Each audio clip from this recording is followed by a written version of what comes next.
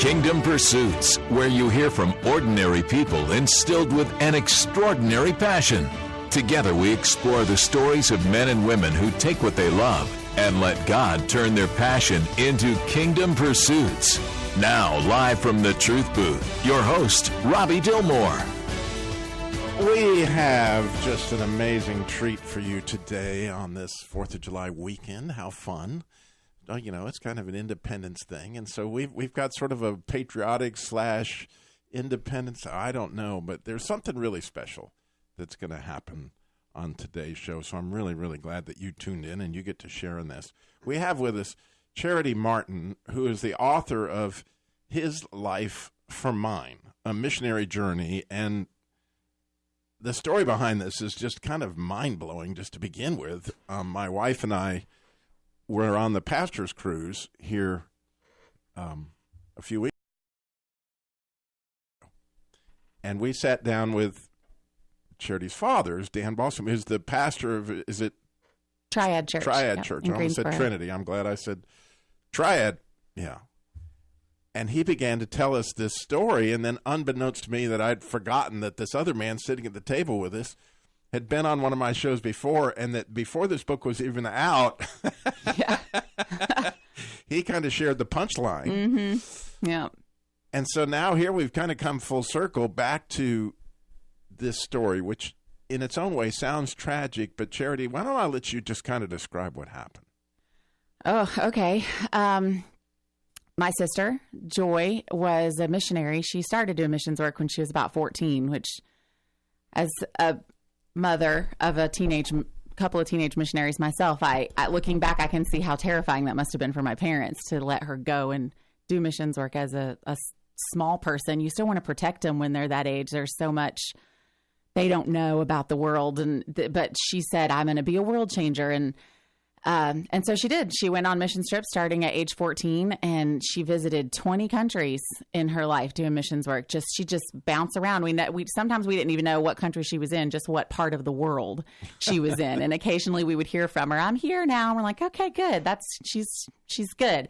And then she was 26 and she was headed to Bangladesh for a 2-year assignment with the organization that she was with at a school and a children's, like a dormitory type thing there.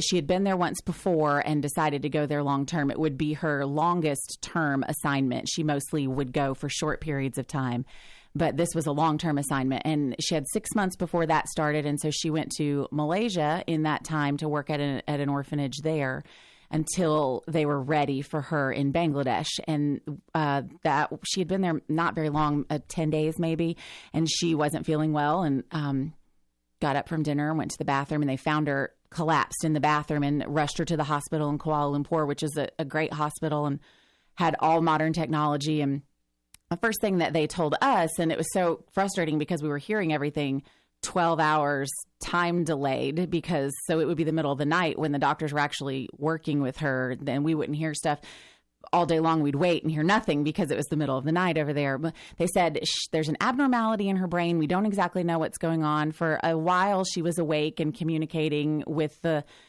pastor and his wife that were there, and then she started to get really restless. They had to sedate her. We were getting all this information like third hand. It was very confusing. That was on a Sunday. We got home from church and they had called and said this had happened. And so we were just kind of like, well, we'll just wait and see what happens. They're saying she's okay.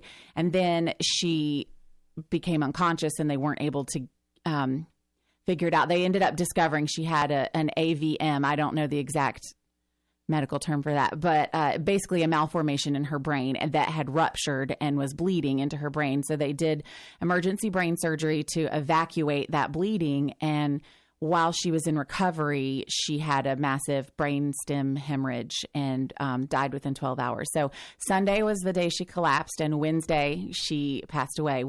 My parents, nobody was able to get there in time. I mean, it takes 20-something hours to get from here to Malaysia, and Mom's passport was expired, so Dad decided to wait on her to get it, and they got it rushed, from wherever they got it rushed, but they didn't have it in time. So they were scheduled to leave Wednesday morning to go be with her while she was in the hospital, but she died before they even left. So they didn't end up going. So, wow, you can see the basis of this book, His Life for Mine, A Missionary's Journey by Charity Martin. And so we've got that coming up for today. But on a completely different end of the spectrum, we have Karen. I'm going to try your last name, Karen. Javits? Javits? Yes, Javits. Uh-huh. Javits. I got it. All right. Well, Karen, welcome. And Karen is a composer, a lyricist, an author, and a comedian, which always fits in well with me. And her latest song is Why Don't You Run for President? Welcome, Karen. Well, hi, Robbie. That's funny. I've never been introduced as a comedian. That's pretty funny. well, as I listened to your song, I couldn't help but notice that there's some comedy involved. And yes, there is. Also, you know, I should say one of the really, really cool things you did was that you did a musical based on the life of Princess Diana. You composed it. Yes, I composed all the songs. I just loved her, as millions of people did. And I was devastated when she died. So I just sat at the piano composing all these songs about her, not realizing that I would put them into a musical later. But she, you know, touched everybody's hearts. And I wrote a musical about her, co-wrote the book, and it's been in cities in the country. And a few months ago, it was in New York City, which was so amazing. Yeah. We were really appreciative of that. I mean, what a cool thing that God has got you in such a time as this, in such a place as this, for all the different things that you've been involved in.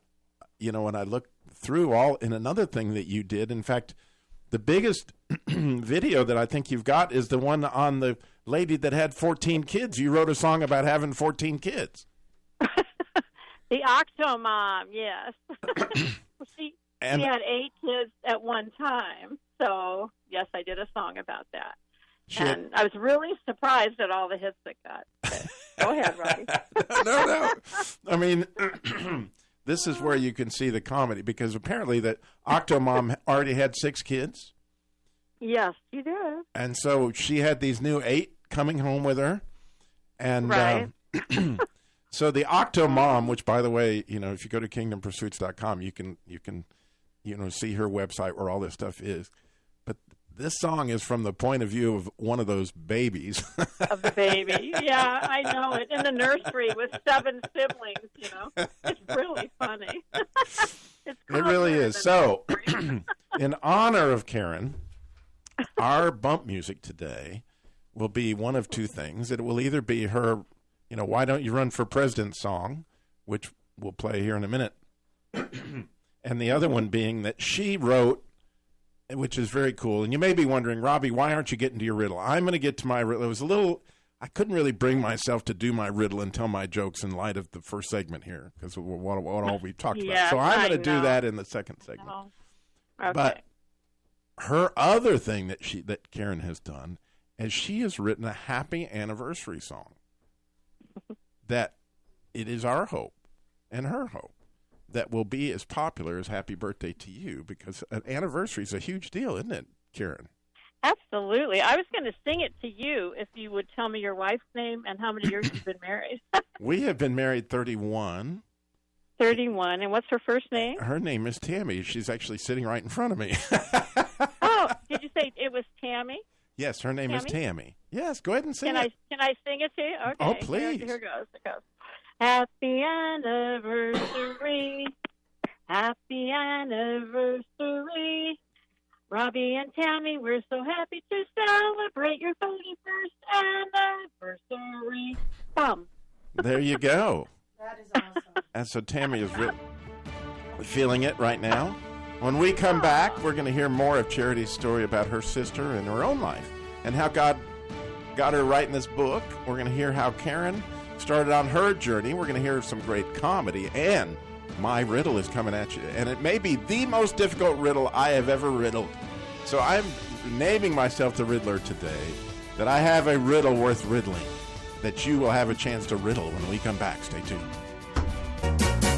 Whether it is Amy Klobuchar, Cory Booker or Joe Biden, Michael Bennett, Julian Castro, Pete Buttigieg, Bill de Blasio, Tim Ryan. Why don't you run for president? And don't forget Tulsi Gabbard, John Hickenlooper, John Delaney, Beto O'Rourke, Eric Swalwell, Bernie Sanders, or Elizabeth Warren. Why don't you run for president? And then there's Steve Bullock, Mary Ann Williamson, and Andrew Yang, Wayne Messam, Jay Ansley, Kirsten Gillibrand, Kamala Harris, Mike Gravel, and Self Moulton. So far, there are 3 governors, 9 U.S. senators, and 4 mayors, and 5 women.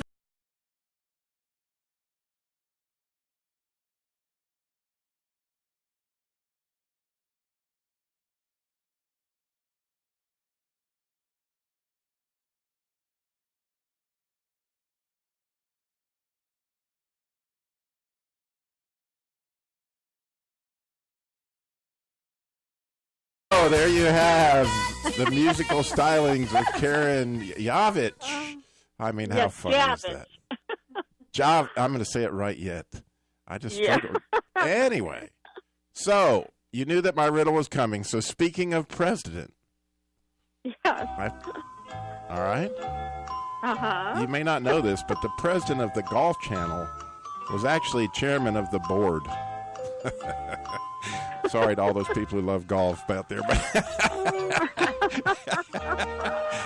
And the president of the ladder manufacturer, well, he had to step down. That's a challenge. And this is my personal favorite. The saying of a former vice president is known as an algorithm. Oh, that's cute. Don't you think, Keith, an algorithm? Very nice.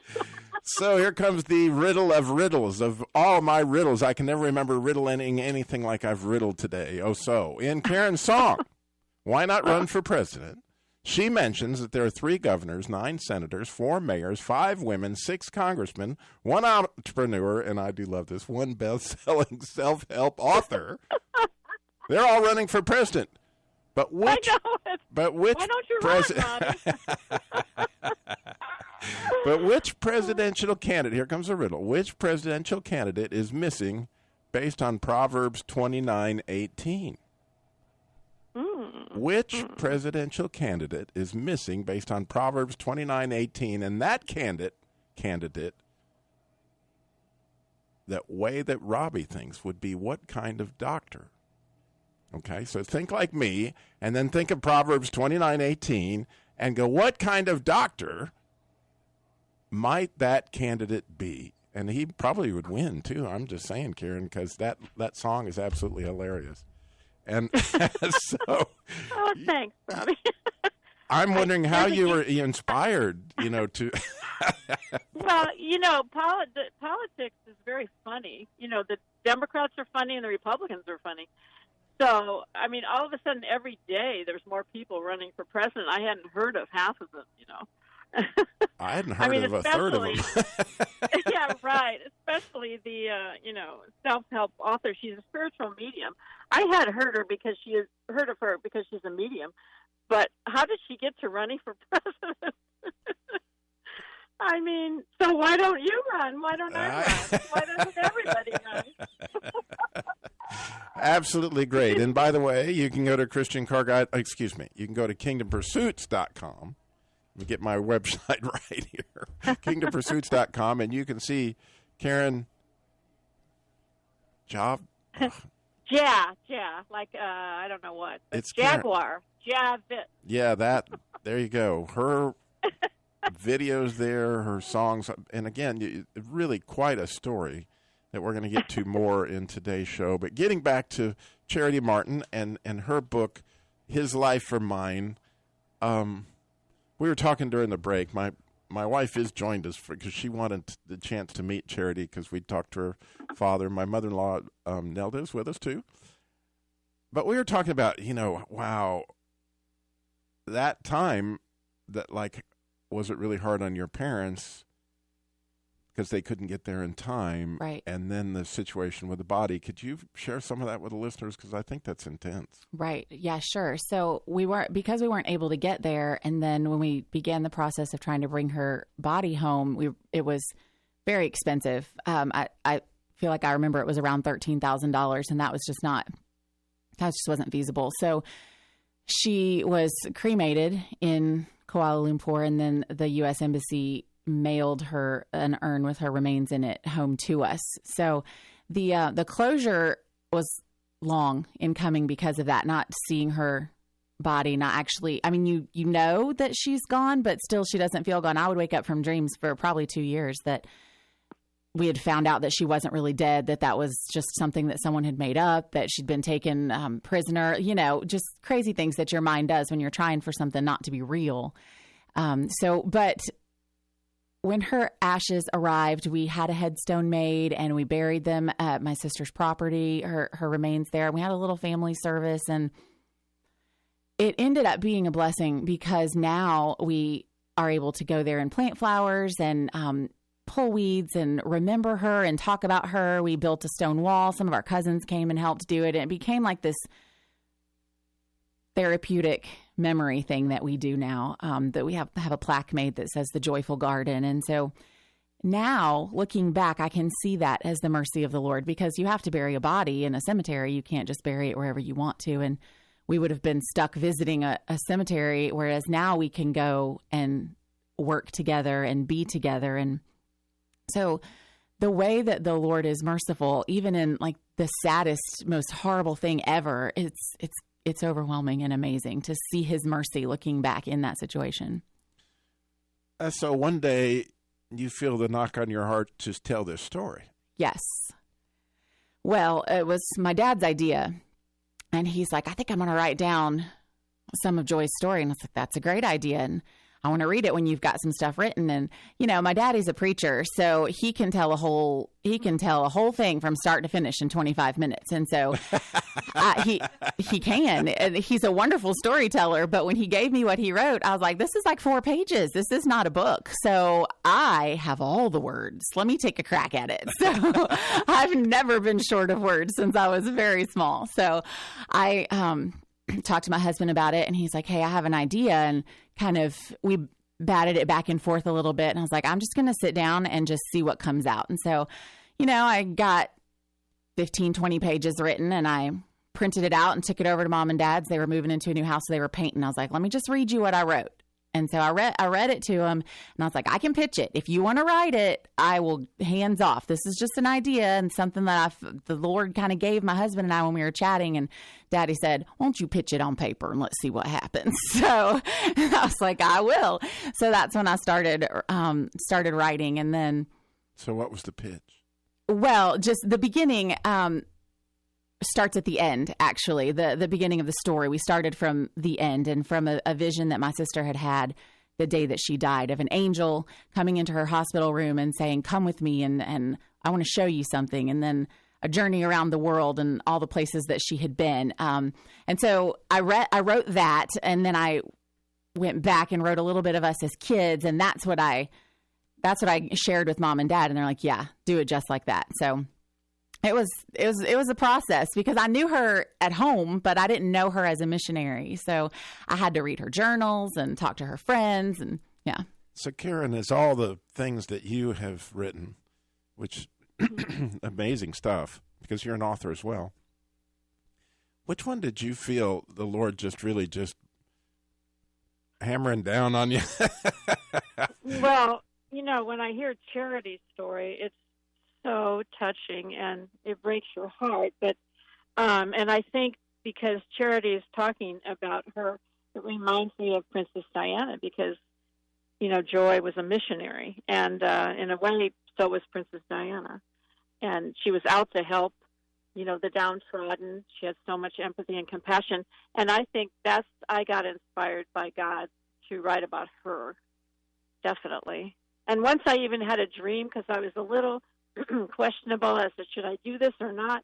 And Princess Diana came to me in a dream and said, yes, I want you to. So that helped me a lot. I figured that was something from God telling me that was okay. And I raised money. I haven't made any money off of her musical, so I've just raised money for charities from her musical. But, you know, it's interesting as I was, perusing your information there, stalking you. Just kidding. That's what you do when you're a talk show host. You start looking at all this information, Right. try to figure out, what interests you, and hopefully, it'll interest your audience.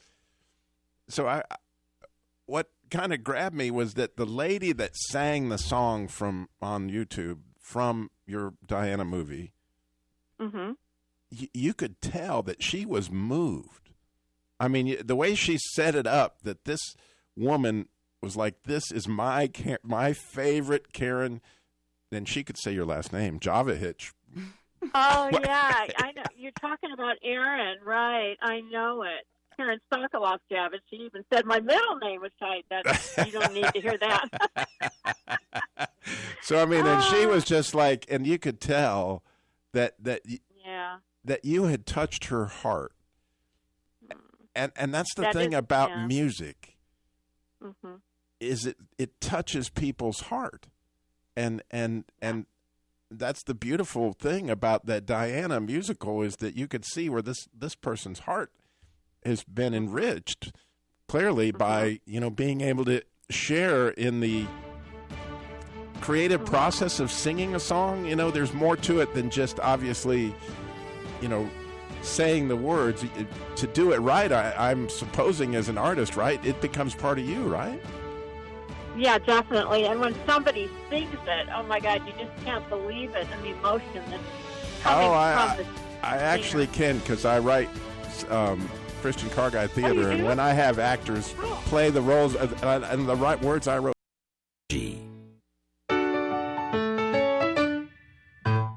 Happy anniversary. Happy anniversary. Carol and Alan, we're so happy to celebrate your 40th anniversary. There you have it. That is the anniversary song. You can begin to just and you can probably go on the website there and be able to hear it anytime, so you can get ready for the next anniversary that you go to celebrate. That's right. That's You're right. right. Absolutely. Karen Javich? Yeah, ja. Like jaguar. You know the animal jaguar? Yeah? Ja. Javits. Javich. But that's okay, Ron. All right, That's it's okay. Really. So it's there. But, I've just realized during the break that I was really a slack talk show host here, and that I did not even tell you what you could win if you guessed this riddle. And so I'm going to say it one more time. That is, here's the riddle. Which presidential candidate is missing based on Proverbs 29:18? And that candidate, the way Robbie thinks, would be what kind of doctor?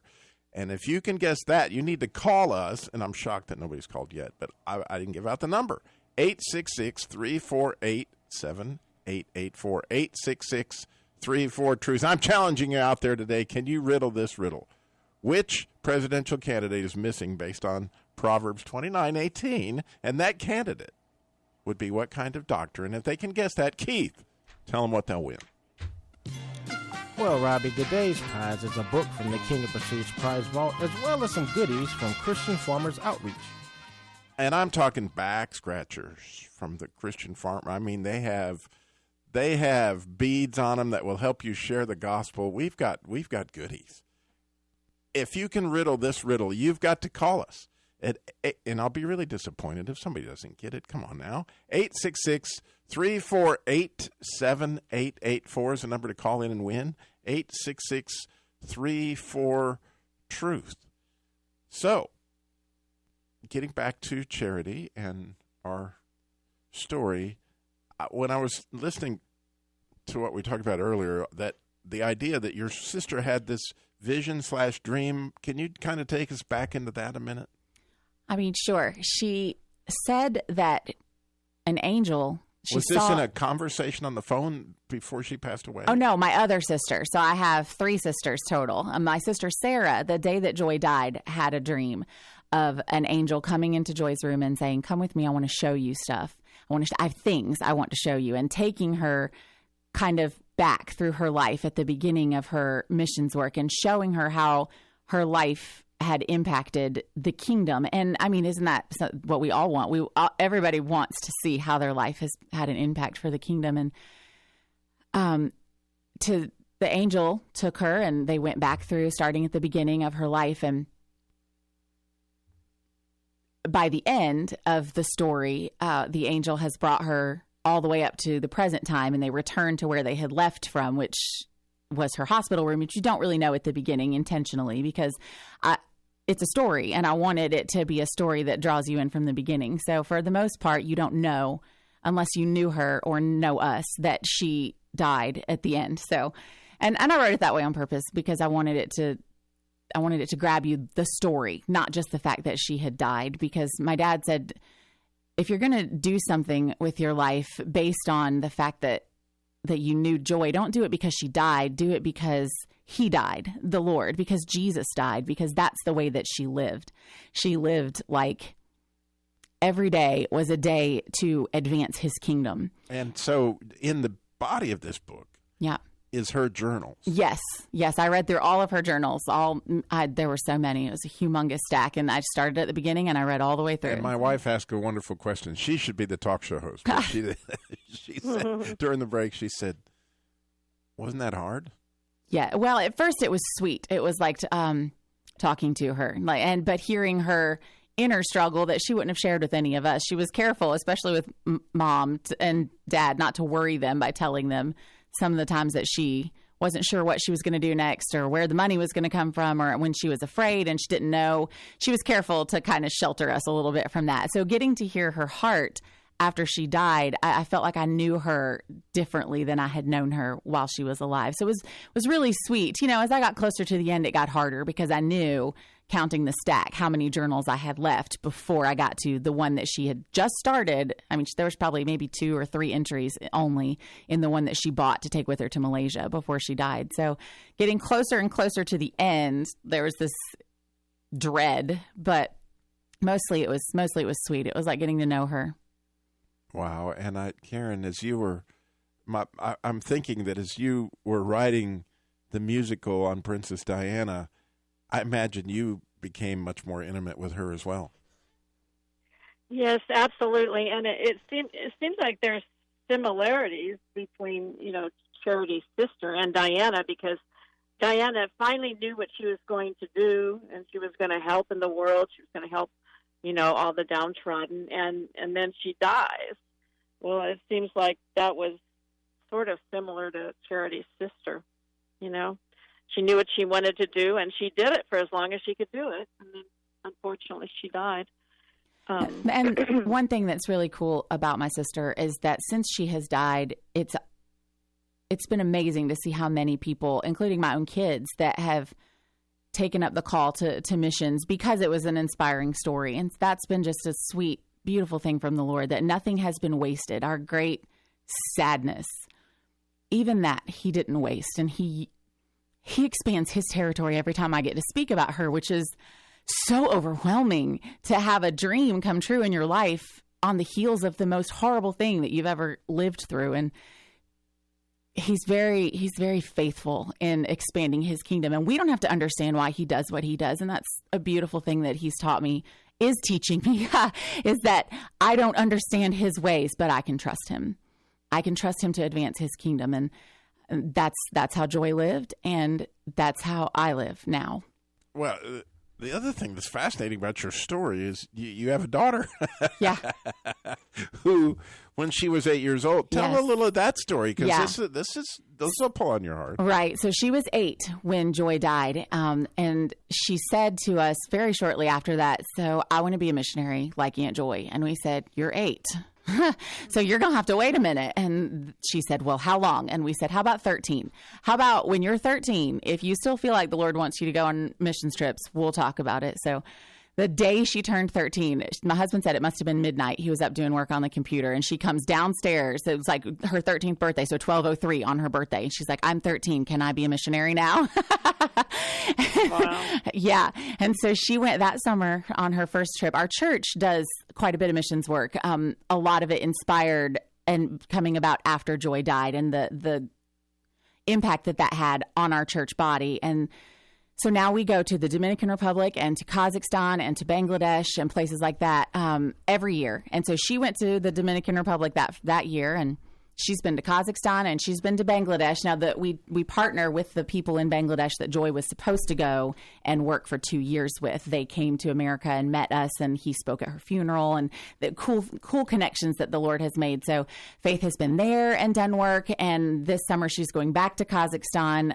We've done long-term work there with our church, and my son, who's 15, is going on his first trip this summer. And when we asked him, he's like, well, Aunt Joy was a missionary. I should be a missionary too. And it's just kind of an impact. My nephew Andrew is going as well this summer. So, and it's his first trip. It's just neat. She would be beside herself, excited that they're going now. Yeah. That's so awesome.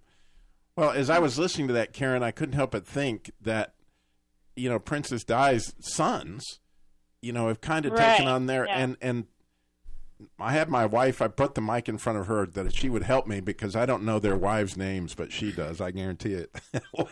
Tammy, what are they? Kate and Megan. Right. Meghan Markle. So Kate undoubtedly they've picked up the mantle, right? Absolutely. They're a lot like their mother. I think she was a wonderful mother, and she gave them their compassion. I mean, she took them with her to the AIDS hospital. She took them with her anywhere she went, to see homeless people. So there you got a chance to hear my wife on the mic. She doesn't do that very often. But that's in order to entice you to call in, because I'm shocked that no one has riddled this riddle. 866-3... We only have one segment left, folks. We need to give away these prizes. 866-348-7884. Which presidential candidate is missing based on Proverbs 29:18?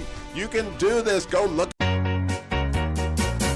Whether it is Amy Klobuchar, Cory Booker, or Joe Biden, Michael Bennett, Julian Castro, Pete Buttigieg, Bill de Blasio, Tim Ryan, why don't you run for president? And don't forget Tulsi Gabbard, John Hickenlooper, John Delaney, Beto O'Rourke, Eric Swalwell, Bernie Sanders, or Elizabeth Warren. Why don't you run for president? And then there's Steve Bullock, Mary Ann Williamson, and Andrew Yang, Wayne Messam, Jay Ansley, Kirsten Gillibrand, Kamala Harris, Mike Rabel, and Self Moulton. So far, there are 3 governors, 9 U.S. senators, and 4 mayors, and 5 women running, 6 congressmen, and 1 entrepreneur, and 1 best-selling self-help author. Why don't you run for president? Run for president. It doesn't matter if we've never heard. Why don't you run for president? Run for president. You'll have your 15 minutes of fame in this Why don't you run for president? Run for president. You've got to be crazy to run for president. Yes, you've got to be crazy. I love the boing in there, by the way, Karen. I mean, that is a nice touch with the boing in there. Thank you. It's great. I have to tell you, Robbie, I'm sorry. I wanted to say how hard it was to pronounce all of their names. There are some strange names in there. I feel your pain. Oh, So I am more than excited because Ken here in North Carolina actually has riddled my riddle. So Ken, which presidential candidate is missing based on the Proverbs 29:18 candidate that would be what kind of doctor, Ken? A happy doctor that keeps the law. And as Charity said about her sister Joy in the vision, it says, if there's no vision, we perish. And I don't think any of these candidates have vision. They just have a program. And I'd like to say hey to Charity. I was very surprised. She sang, her and her husband lead the praise team.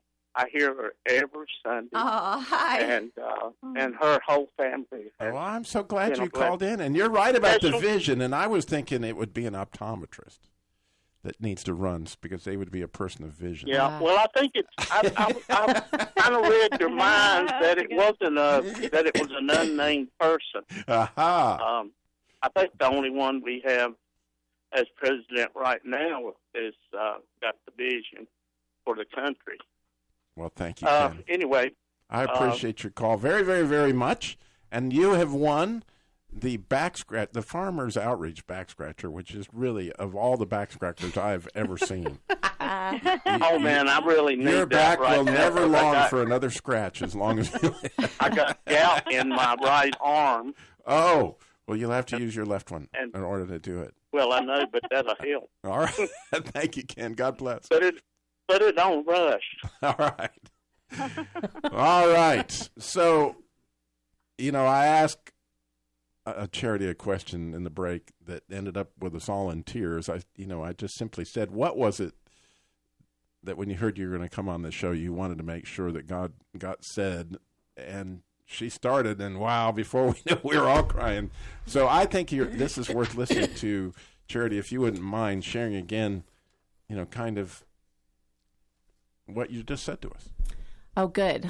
I always wanted to cry on the radio. So what I said to my husband when I finished writing and we knew that the publishing process was starting, and I loved her. She was my roommate for her whole life. I mean, she was 4 years younger than me, but we were always roommates, and she was my friend. And I wanted to tell her story well, but more than that, I wanted to tell his story well. And I felt like she was just a regular girl. She was shy and she was quiet and she was a tiny little slip of a nothing. My daddy would say if she stood underneath the clothesline sideways, she wouldn't get wet in a rainstorm because she was just so tiny.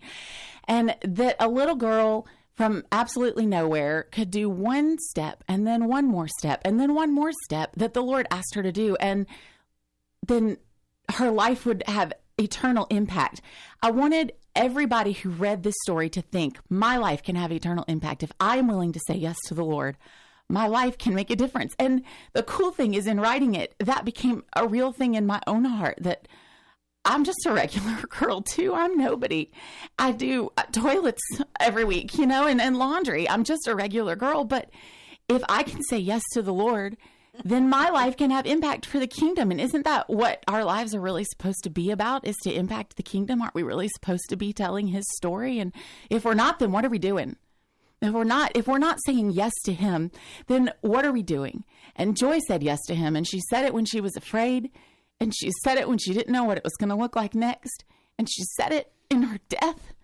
And he's so good to speak to us in everything in our lives. And so I hope that this book tells that story.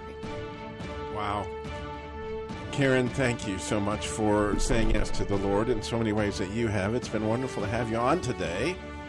Thank you, Robbie. Thank you. Go to kingdompursuits.com to find out more about her and learn your new anniversary song. And again, the book is called His Life from Mine, which is also linked there at kingdompursuits.com.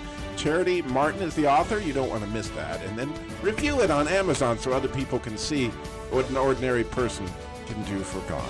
Again, His Life for Mine at kingdompursuits.com. Thank you for listening. How much fun. I told you it was a special show, and I was right.